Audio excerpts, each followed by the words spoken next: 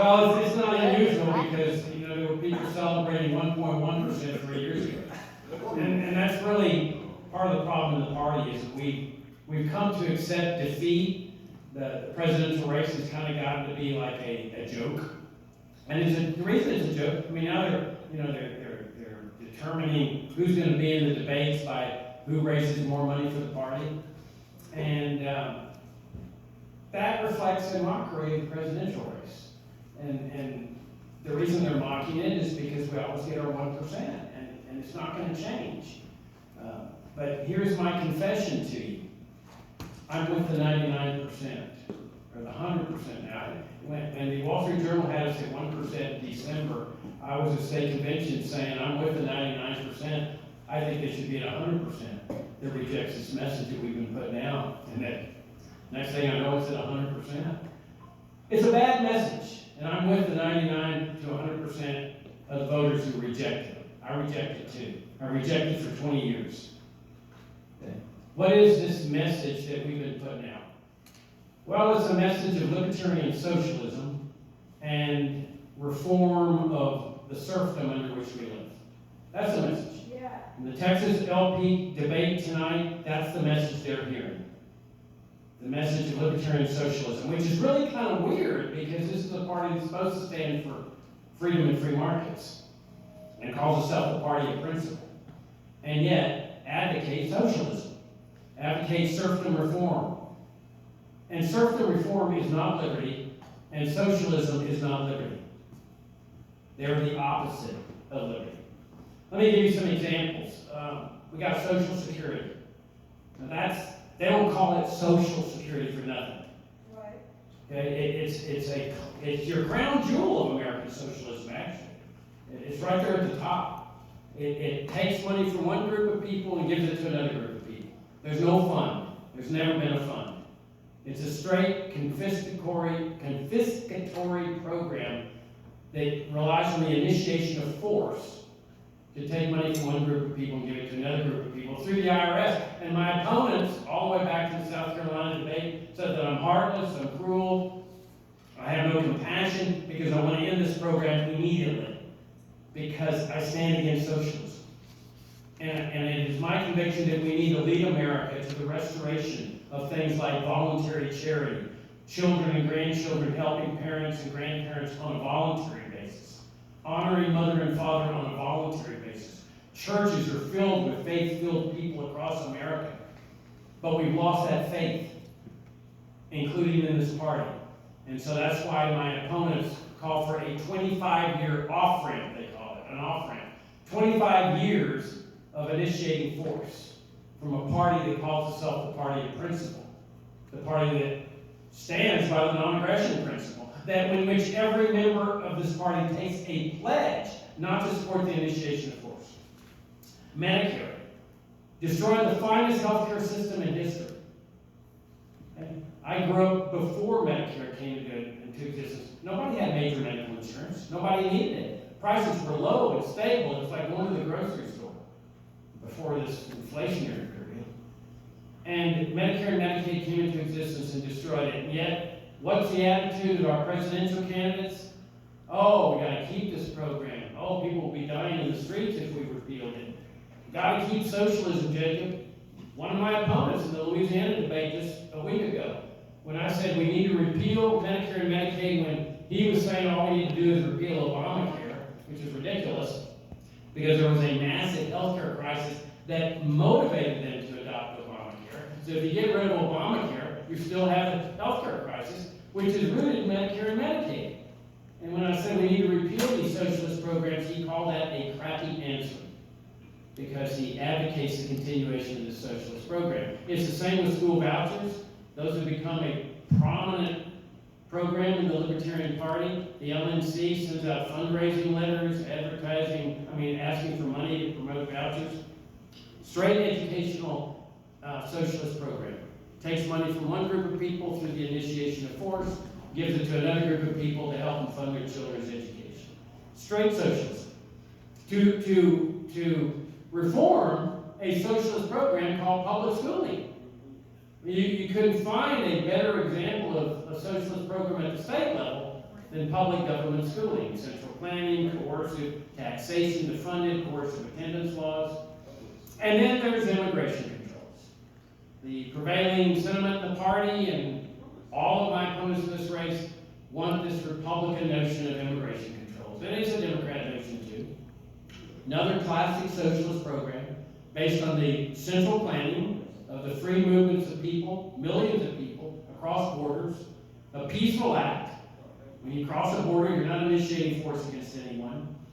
And this system of socialist immigration has brought death, suffering, kidnapping, rape, detention centers, separation of children from parents, on and on. And that's the system that our presidential candidates have been supporting, including all the way up to this day. I'm the only candidate in this race that says open the borders to the free movements of goods, services, and people. Abolish border patrol, immigration service, and so forth. It is the only solution. I've been saying this for 30 years. And I put a packet in front of you. It's got a new flyer that we're distributing. Has 4 books on there. You look at these 4 books on open borders. This is not some pie-in-the-sky esoteric solution. I grew up on the border. I spent almost half my life down there. I know border life. And I can tell you that no reform is ever going to fix the system. It's been going on for 80 years. So what's the solution to this? Well, we can stay at 1%. You guys are happy with the 0% or the 1% or whatever. That's great. You stay here. You just do the same thing we've been doing over and over again and expect different results. I'm saying it's not necessary. I'm saying we can achieve a major breakout. I don't mock this race. I take this race very seriously because I contend that we can achieve a breakout of 10 to 15%. Now you may say, Jacob, that's ridiculous. If we're at 0%, how are we going to get a breakout of 10 to 15%? Well, with our principles. By restoring our principles in this party. Open borders. Abolish Social Security and Medicare immediately. Revitalize faith in free markets and voluntary charity. Separation of school and state, healthcare in the state, education in the state, money in the state.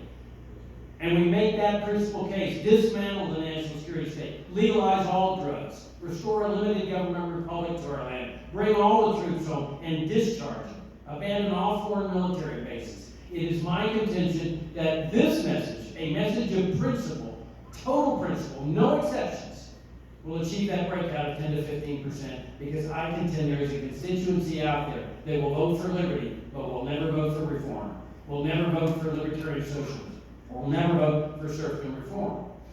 I ran for U.S. Senate in Virginia 20 years ago with this message against one of the most popular governors in the history of the state, John Warner, chairman of the Armed Services Committee. He had been married to the famous actress Elizabeth Taylor. I knew I would not get one Republican vote, and I didn't care. Okay? And then the Democrats weren't running anybody, but I knew I wouldn't get Democrat votes, and I didn't care about that either. I'm calling for the repeal of Social Security, Medicare, public schooling, and the like, open borders. I ended up with 7% of the statewide vote.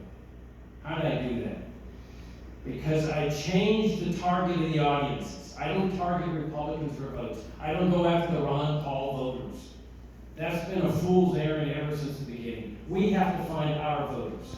I went into the black community of Virginia, and I ran a guerrilla campaign talking about the racist aspects of the drug war.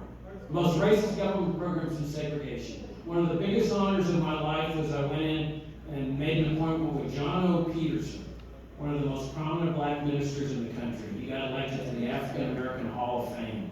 And he was the minister of the Alfred Street Baptist Church in Alexandria, Virginia. And I said, Pastor Peterson, he didn't know me from Adam. And I had no money. This was a total guerrilla campaign. I said, this is what I stand for. Open borders. What we're doing on the border to people and have for decades violates God's second greatest commandment as enunciated by our Lord Jesus Christ. Thou shalt love thy neighbor as thyself. And the drug war, the most racist government programs in segregation. Look what they did in Vietnam, conscripting all those black men to die over there when they come back to a life of freedom under segregation. At the end of this conversation, this was the biggest honor, one of the biggest honors of my life.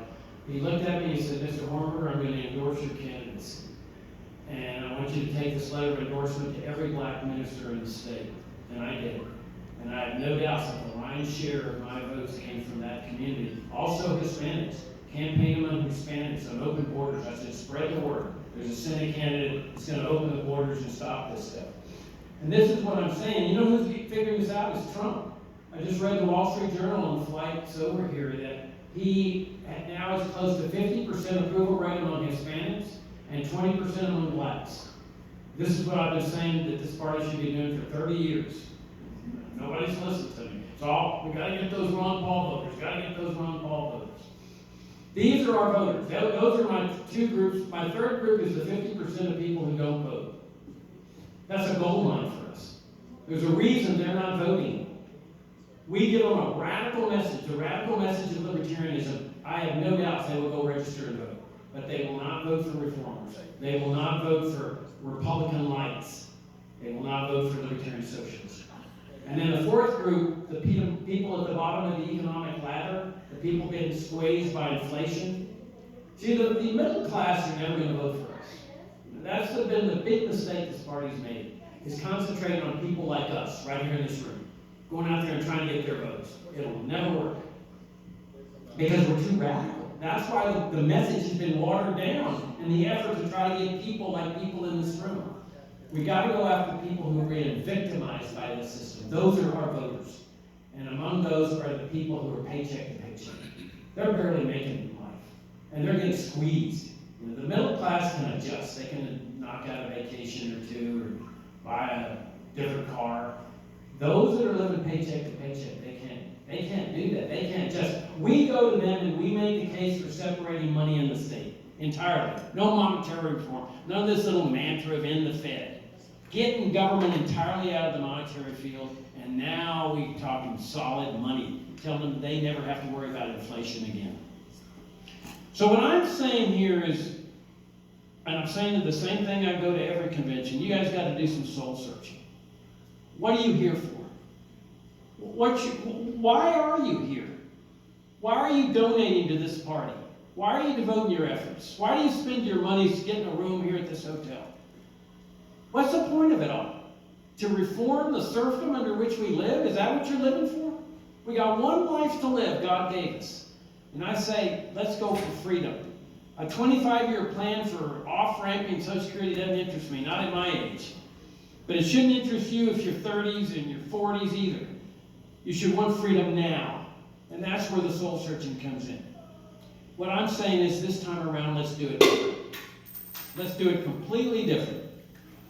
Let's run a campaign of pure principle. A pure principle for the party of principle. Because that's our job. Not only to lead ourselves to freedom, but to lead America to freedom, and in the process garner a large number of votes.